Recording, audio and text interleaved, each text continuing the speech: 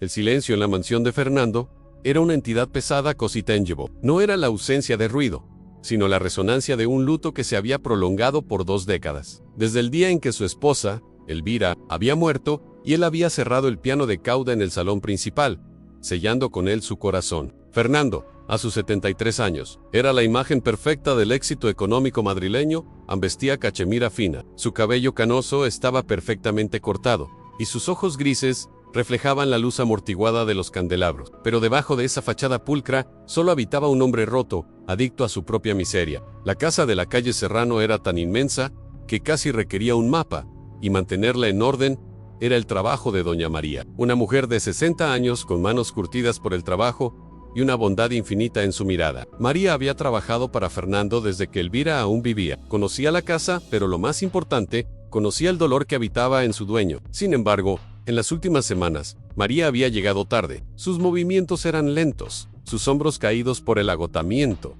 y a veces se quedaba dormida, brevemente sentada en la cocina, mientras esperaba que el pan se tostara. Fernando lo notó, no con empatía, sino con la irritación helada del millonario acostumbrado a la perfección. Él mismo dormía apenas unas horas, torturado por los recuerdos, y no toleraba la falta de rigor en su personal. Para él, el servicio era una extensión de su propia voluntad, y la voluntad debía ser incansable. Una mañana, el jarrón favorito de Elvira, un objeto de porcelana china, que estaba en el recibidor, fue golpeado levemente por María, mientras ella limpiaba el polvo con una lentitud exasperante. No se rompió, pero la base se movió unos centímetros. Fernando estaba justo allí, leyendo el periódico financiero con las gafas puestas. Vio el temblor en las manos de María, la forma en que se mordió el labio, tratando de recuperar la compostura. María, dijo Fernando, y su voz era sorprendentemente baja, lo que la hacía aún más cortante. Parece que está usted muy distraída últimamente. ¿Le sucede algo? María se enderezó, la fatiga intentando huir de su rostro. Se disculpó de inmediato, pidiendo 1000 perdones por su torpeza. Explicó que había tenido unas noches difíciles, sin entrar en detalles, porque sabía que a Fernando no le importaban las excusas. Pero a Fernando sí que le importaba, o al menos le importaba el efecto que la distracción de María tenía en su entorno perfectamente ordenado. Él odiaba las imperfecciones, pues le recordaban que la vida era caótica, y que el caos había arrebatado a Elvira. Mire María, continuó Fernando, doblando el periódico con precisión militar, he sido paciente. Usted ha sido leal por muchos años, y eso lo valoro, pero mi casa exige atención. Usted ya no tiene la energía necesaria para cumplir con los estándares. Necesito una persona que esté al 100%. Mañana vendrá mi abogado para liquidar su contrato. Gracias por su servicio. María sintió que el aire abandonaba sus pulmones. No era solo el trabajo, era la rutina, la estabilidad que le permitía ayudar a su nieta. Lucía intentó hablar, rogar, explicar, pero las palabras se ahogaron en su garganta. Todo lo que pudo hacer fue asentir, sus ojos llenos de lágrimas contenidas. La despidió sin una pizca de compasión, solo por estar cansada. Fernando ni siquiera la miró cuando se fue a la cocina a recoger sus pocas pertenencias. Su dolor era demasiado grande para ver el dolor ajeno. Él se sintió justificado, era su casa, y la eficiencia era primordial. Mientras tanto, en una realidad a kilómetros de distancia de la opulencia de Serrano, la pequeña Lucía, de solo 9 años, enfrentaba un día más en la dura batalla por la supervivencia. Lucía era diminuta para su edad, pero sus ojos oscuros reflejaban una madurez forzada, una sabiduría que ninguna niña debería poseer. Vivía con su madre, enferma crónica, en un pequeño apartamento en las afueras, y su única fuente de esperanza ingresos era la venta de dulces. Todas las tardes, después de la escuela, y algunos días en lugar de ella, Lucía se dirigía al cruce más concurrido, cerca del Parque del Retiro. Llevaba una pequeña mochila con caramelos, chicles y paquetitos de pañuelos. Su madre necesitaba medicinas caras, un tratamiento que el sistema de salud no cubría completamente. Lucía no pedía limosna, ofrecía un servicio, pero la ciudad de Madrid es rápida y a menudo despiadada. Muchos conductores bajaban las ventanillas solo para decirle que se fuera, que molestaba o que debería estar en casa estudiando. El día que María fue despedida, Lucía no lo sabía. Había estado particularmente agotada, pues su madre había empeorado la noche anterior, y Lucía se había quedado despierta cuidándola. Logró vender solo la mitad de sus productos habituales. Volvió a casa preocupada. María, su vecina más cercana y su apoyo emocional, aunque no su abuela biológica, la trataba como tal, ya que su abuela real había fallecido. Siempre le daba un plato de sopa caliente y un poco de dinero extra cuando volvía de trabajar en esa casa tan grande y elegante. Cuando Lucía llegó, encontró a María en la mesa de la cocina, llorando silenciosamente. Lucía nunca la había visto llorar. El corazón de la niña se encogió. «Doña María, ¿qué le pasa? ¿Se ha caído? ¿Le duele algo?», preguntó Lucía, dejando caer la mochila de los dulces. María levantó la vista y la abrazó con una desesperación que asustó a Lucía. «Me han despedido. Lucía, el señor Fernando me despidió. Dijo que estaba muy cansada y ya no sirvo». Su voz era un hilo quebrado. La noticia golpeó a Lucía con una fuerza desproporcionada. La estabilidad financiera de María era el pilar que sostenía la precaria vida de Lucía y su madre. Sin ese trabajo, María no podría pagar su renta y, lo que era peor, no podría seguir dándole a Lucía ese pequeño extra que le permitía comprar la dosis completa del medicamento de su madre. «Pero usted no está cansada», mintió Lucía con convicción infantil, aunque sabía que sí lo estaba. «Usted es la mejor del mundo. ¿Por qué el señor Fernando es tan cruel?». María se secó las lágrimas. «El señor Fernando vive en su propio infierno, pequeña. Hace mucho que no ve más allá de su propio dolor. Pero no te preocupes. Algo encontraremos, siempre encontramos algo». Sin embargo, Lucía sabía que encontrar otro trabajo con la misma remuneración en Madrid, a esa edad, era casi imposible para María. Lucía tomó una decisión silenciosa e instantánea. Ansi María ya no podía ser el soporte indirecto. Ella, Lucía, tenía que ser más fuerte, tenía que vender más antes, tenía que ser el soporte principal. A la mañana siguiente, Lucía se saltó la escuela. Llevaba su mercancía y un propósito que la hacía caminar con la espalda inusualmente recta. Necesitaba llegar a una zona más rica, donde la gente pudiera ser más generosa o, al menos, estuviera dispuesta a gastar más en una bolsa de caramelos. Se dirigió, casi por instinto, hacia la zona de la gran mansión de la que María siempre hablaba con temor reverencial. Fernando, por su parte, se despertó en una casa que se sentía extrañamente vacía. La nueva asistenta era eficiente, sí, pero su café sabía diferente. No había en ella esa calidez tácita con la que María había inundado las mañanas durante 2 décadas. La perfección que había exigido ahora se sentía fría, estéril. Se reprochó internamente, exigí orden y obtuve orden. ¿Por qué no me siento mejor? Decidió salir a caminar. Raramente lo hacía, pero la casa le asfixiaba. Se puso un abrigo elegante y salió a la calle, dirigiéndose hacia una pequeña plaza ajardinada a pocas manzanas de su residencia, un lugar donde solía pasear con Elvira. Fue allí donde se produjo el encuentro que cambiaría sus vidas. Lucía estaba cerca de la entrada de la plaza, ofreciendo un paquete de chicles a un caballero que rápidamente la ignoró. Fernando se acercó. Absorto en sus pensamientos sobre el vacío dejado por María, Lucía se interpuso en su camino, su pequeña figura como un obstáculo inesperado. «Señor, ¿quiere un chicle? Solo, €1. Vienen 5 sabores. Son muy buenos», dijo Lucía, levantando la voz un poco para sonar convincente. Fernando se detuvo, sorprendido. Las niñas de esa edad no solían abordar a extraños en esa zona. La miró por encima de sus gafas de lectura. Vio sus ojos intensos, no de explica, sino de negocio. «No, gracias». «No masco, chico», respondió Fernando, con la frialdad habitual que usaba para desviar a los vendedores callejeros. Pero Lucía no se rindió. «Tengo pañuelos, si quiere. Parece que hace frío, a lo mejor le pica un poco la nariz. ¿Vienen 10 en el paquete?» Fernando sintió una punzada de molestia. Estaba acostumbrado a que la gente se apartara cuando él pasaba.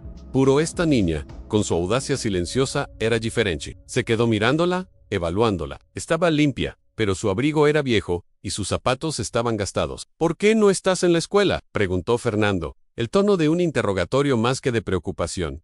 Lucía se puso un poco a la defensiva. «Estoy en un día de venta especial. Necesito comprar cosas muy importantes». «¿Qué cosas importantes puede necesitar una niña como tú?», inquirió Fernando, cruzándose de brazos. «Medicinas para mi madre», respondió Lucía, la voz firme, sin dramatismo. Era un hecho, no una herramienta para dar lástima. Esa respuesta desarmó a Fernando por un segundo. Se había preparado para escuchar que quería comprar un juguete o un dulce para sí misma, pero medicinas. El recuerdo de Elvira y de las largas noches en el hospital lo golpeó como una ráfaga helada. Sacó un billete de €20. «Toman, compra lo que necesites», dijo, extendiendo el billete sin aceptar ninguna mercancía. Quería que se fuera. No quería sentirse molesto por la miseria del mundo.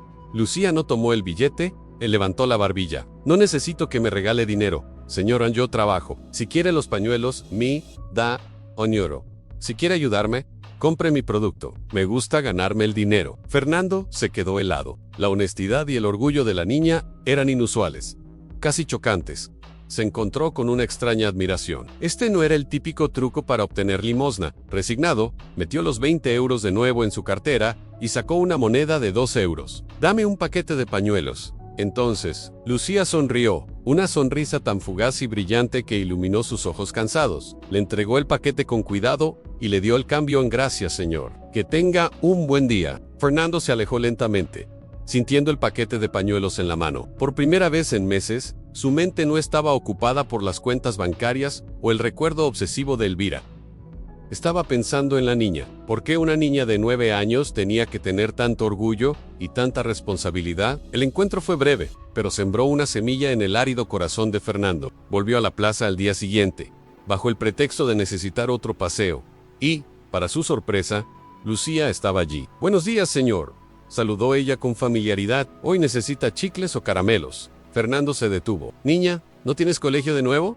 Mi madre estuvo un poco peor anoche. Necesitaba que vendiera más hoy», explicó ella. «¿Y no tienes otros familiares que te ayuden?», preguntó Fernando. Pensando en Marian, si esta niña tuviera la ayuda adecuada, no estaría aquí. «Sí, mi vecina doña María es como mi abuela. Ella trabaja muy duro, pero ahora la despidieron, así que tengo que ayudarla a ella también. Dice que está buscando algo nuevo. Ella es la mejor limpiadora de todo Madrid, pero el señor para el que trabajaba dijo que estaba muy cansada». La mención del nombre fue un golpe en el estómago para Fernando.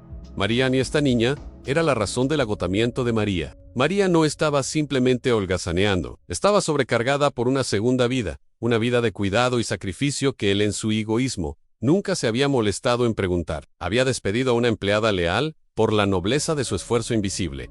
El nudo de culpa que sintió era agudo. Pero ¿cómo podía estar seguro? «¿Y cómo se llama el señor que la despidió?», preguntó Fernando, conteniendo la respiración. Lucía arrugó la nariz. «No lo sé. Un señor muy rico, que vive en una mansión cerca de aquí. Dice doña María que tiene un piano muy grande que nunca toca. Un señor viejo y triste». Fernando tuvo que esforzarse para no tambalearse en viejo y triste. Ese era Eleán.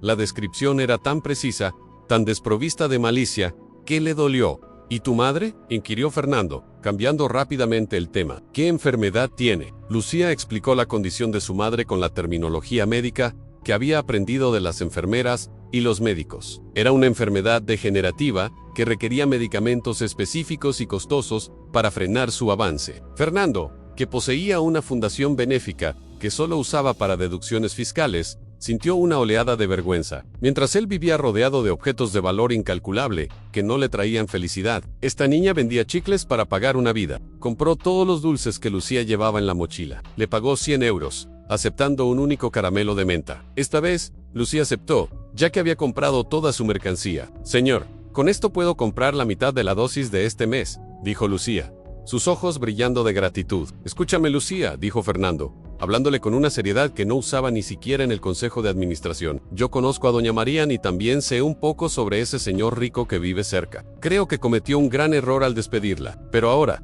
lo que importa es tu madre. ¿Puedes llevarme a verla? Quiero ver cómo la puedo ayudar». «¿De verdad?». A Lucía dudó. Su madre le había advertido siempre que no llevara extraños a casa, pero había algo en la seriedad de este hombre, en la tristeza que se asomaba tras su fachada elegante, que la tranquilizaba. Además, era la única esperanza real que había encontrado. Lucía guió a Fernando a través de un laberinto de autobuses y trenes de cercanías hasta su barrio, un contraste brutal con la opulencia de Serrano. El apartamento era pequeño, humilde, pero inmaculadamente limpio. La madre de Lucía, Laura, estaba postrada en un sofá, pálida y frágil, pero su espíritu brillaba en sus ojos. Se asustó al ver a Fernando, un hombre que parecía sacado de una revista de lujo, entrar en su sala de estar. «Mamá, él compró todos mis dulces y dice que conoce a doña María», explicó Lucía, empujando a Fernando hacia el sofá. Fernando se sentó en el borde de un taburete. Se presentó formalmente. «Soy Fernando de la Rivanme. Temo que fui yo quien despidió a Marian y le ruego que me escuche». No sabía que su cansancio se debía a que estaba dedicando su vida a ayudar a los demás. «Fui insensible y ciego». Laura miró a Fernando, perpleja. «¿Usted es el señor Fernando?». María no nos dijo nada, solo que la habían despedido. Pero ella nos ayudaba mucho. Ella es el único apoyo de Lucía. Ella trabajaba en otra casa por las noches para pagar sus propias cosas y nos daba el dinero del turno de día para las medicinas. La confesión de Laura desgarró el corazón de Fernando. María no solo se había quedado sin trabajo, había perdido el trabajo que utilizaba para mantener a su nieta y a la madre de la niña indirectamente. La culpa lo inundó. Había permitido que su dolor personal le impidiera ver la bondad y el sufrimiento ajeno. Había despedido a la única persona en su vida que realmente representaba la lealtad y el sacrificio. Señora Laura, dijo Fernando, con la voz rota, voy a corregir esto. No voy a ofrecerles caridad. Voy a reparar mi error. Lo primero, necesito que me dé el número de teléfono de María. Tengo que hablar con ella. Laura le dio el número. Fernando llamó de inmediato, sin esperar. María contestó con voz cansada, pensando que era una oferta de trabajo poco seria. María, soy Fernando. Lo sé. Ha pasado poco tiempo, pero necesito disculparme. Yo no sabía. Me enteré de la verdad a la niña. Lucía me lo contó. Yo soy un monstruo. María, fui un egoísta que solo pensó en su propia casa impecable. ¿Puedes volver? Te pagaré el doble. Y te juro que no te haré trabajar más de la cuenta. Pero más importante aún, déjame ayudarte con la familia de Lucía. Hubo un largo silencio en la línea. María estaba llorando de nuevo esta vez. Eran lágrimas de alivio. Señor Fernando, no necesito el doble de sueldo. Solo necesito mi trabajo de vuelta. Y si puede ayudar a Laura con las medicinas, eso sería la mayor bendición. Fernando y María acordaron que ella regresaría la mañana siguiente. Mientras colgaba, Fernando sintió algo que no sentía desde hace 20 años en propósito. Se volvió hacia Laura y Lucía. Ahora, vamos a hablar de cómo conseguimos que te vea el mejor especialista de Madrid. Laura y Lucía, tú vuelves al colegio. Ya no tendrás que vender más dulces. El camino de regreso a la mansión de Serrano esa noche fue diferente. Fernando no caminaba, flotaba. Había encontrado una grieta en la muralla de su dolor a través de la conexión con estas almas nobles. Al día siguiente, María regresó. Fernando la recibió en el umbral, algo que nunca había hecho, y le dio un abrazo torpe pero sincero. Bienvenida a casa, María, ni gracias. Susurró él en María, conmovida, solo pudo asentir. A partir de ese momento, la vida de los tres cambió drásticamente. Fernando cumplió su palabra. Laura fue examinada por especialistas privados. Su pronóstico no cambió mágicamente, pero el tratamiento se optimizó y su dolor disminuyó significativamente. Lucía regresó a la escuela, con cuadernos nuevos y la preocupación de las medicinas desaparecida. Fernando, sin embargo, seguía luchando contra la sombra de Elvira. El piano de cauda, en el salón, cubierto con una tela gruesa, era el monumento a su fracaso para seguir viviendo. Un sábado por la tarde, Lucía visitó la mansión por primera vez. Fernando la había invitado a comer. Lucía se maravilló con los techos altos y la cantidad de cuadros, pero se sintió atraída irremediablemente por el piano. Se acercó y tocó la tela polvorienta. Señor Fernando, ¿por qué está tapado? ¿Es que no le gusta la música?, preguntó Lucía. Fernando se puso rígido. Era un tema prohibido. Era el piano de mi esposa. Ella era la que tocaba. Yo ya no toco. ¿Usted toca el piano? Los ojos de Lucía se abrieron de par en par. ¡Qué maravilla!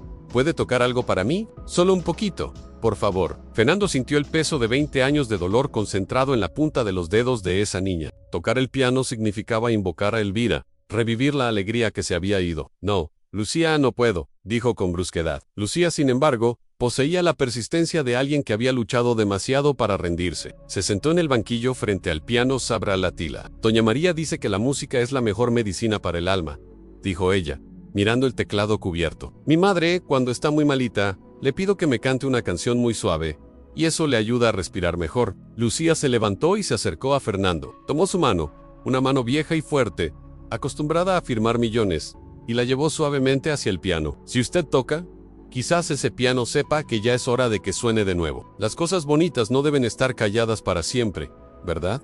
Fernando miró la mano pequeña de Lucía sobre la suya. Era la misma inocencia sin cálculo que lo había conmovido en la plaza. Esta niña no sabía del infierno que él había creado para sí mismo, solo veía la posibilidad de la belleza. Con un temblor en el alma, Fernando levantó la tela. El ébano brillante relució bajo la luz del sol de la tarde que entraba por el ventanal. Olía a madera antigua y a recuerdos. Se sentó lentamente, Lucía a su lado. Sus dedos, rígidos por años de inactividad, se colocaron sobre las teclas. Empezó con una nota simple, una sola nota que resonó en el inmenso silencio de la sala. Luego, lentamente, como si estuviera despertando de un largo sueño, comenzó a tocar una pieza que Elvira amaba, un nocturno de Chopin. El sonido era imperfecto al principio, las notas se tropezaban con su falta de práctica, pero a medida que la melodía se desarrollaba, la habilidad regresó. La música llenó el salón, expulsando la frialdad y el vacío.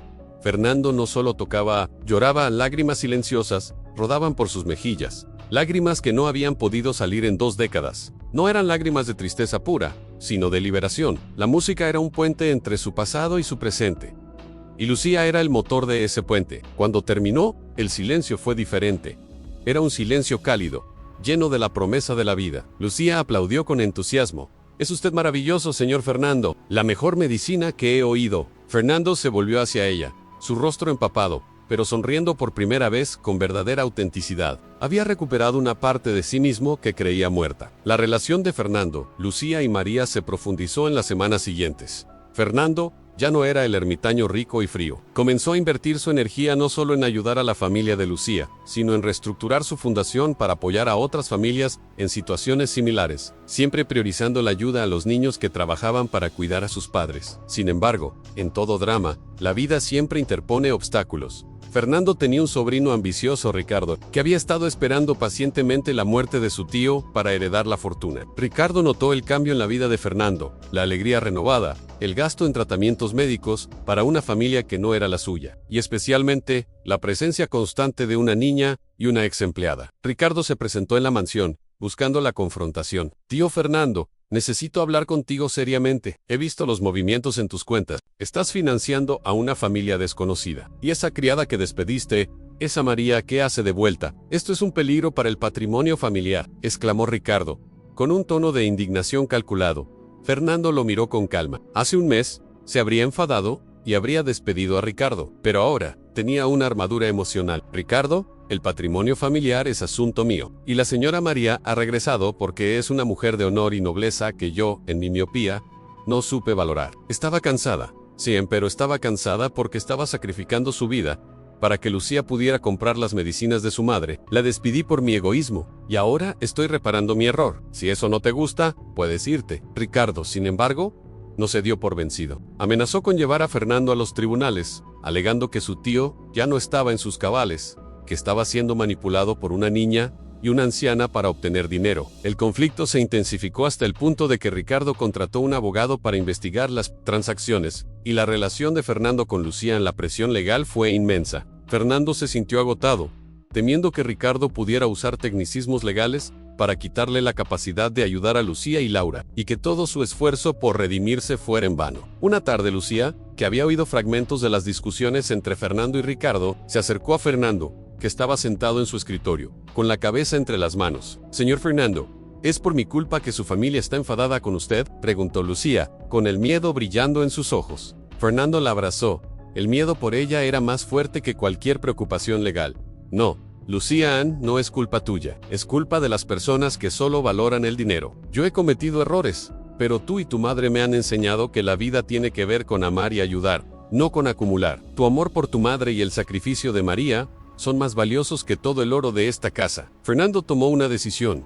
Enfrentaría a Ricardo de la única manera que sabía Ann, con la verdad y la emoción. Organizó una cena en la mansión. Invitó a Ricardo, a su abogado, a su propio abogado y, crucialmente, a María, Lucía y Laura, quien, aunque débil, aceptó ir por un breve periodo. Cuando todos estuvieron sentados en el gran comedor, Ricardo comenzó a hablar sobre las transferencias y el riesgo de dilapidar el legado. Fernando lo interrumpió, golpeando la mesa suavemente. «Pastor Ricardo, no estamos aquí para hablar de números sino de almas. Hace unas semanas, despedí a María porque estaba exhausta. Mírala». Ricardo en ella trabajó toda su vida con honor. Su cansancio no era pereza, era amor. Ella usaba cada centavo de ese sueldo para pagar los medicamentos de Laura y asegurar el futuro de Lucía. Señaló a Lucía, que estaba sentada tímidamente junto a su madre. «Esta niña, a sus 9 años, me enseñó más sobre el verdadero valor de la vida que todos mis años de éxito. Ella estaba dispuesta a humillarse vendiendo dulces en la calle para salvar a su madre. Y yo, que tenía todo, vivía como un muerto, aferrado a mi dolor. La bondad de ellas me despertó». Ricardo se burló. «Emocionalismo barato, tío. Estás senil. Están manipulándote para la herencia». En ese momento Lucía se levantó de su silla, un acto de valentía inusual. «Señor Ricardo, mi madre no quiere su dinero». «Yo no quiero su dinero», dijo Lucía con voz temblorosa pero clara. «Yo solo quiero que mi madre esté bien y que el señor Fernando no esté triste. Él es una persona buena. Lo sé porque toca el piano. Una persona mala no toca el piano así de bonito. Él solo nos ayuda porque nos quiere, y nosotros lo queremos a él. Él es nuestra familia ahora». La simple y poderosa declaración de Lucía, llena de una pureza que desarmaba, resonó en la habitación, Incluso, el abogado de Ricardo pareció incómodo. Fernando se levantó y se dirigió a la cabecera de la mesa. Miró directamente a Ricardo. La ley puede decidir sobre los bienes materiales, pero el corazón decide sobre la familia. He pasado 20 años, muerto en vida. Ahora que he vuelto a la luz, gracias a estas 3 mujeres, no permitiré que tú o nadie me la arrebate. Si quieres pelear por el dinero, hazlo. Pero desde hoy, Lucía y Laura están bajo mi protección. Y si el destino me las ha puesto en el camino para recordarme cómo amar, entonces no me arrepiento de nada. Si esta es mi senilidad, prefiero ser senil. En este punto de la historia, es crucial hacer una pausa y reflexionar sobre la fuerza invisible que une a las personas, la sincronía de los eventos que sacude hasta los cimientos de la soledad más profunda. Si crees que el destino une a las personas correctas, escribe destino en los comentarios. El enfrentamiento culminó con un ultimátum legal de Fernando.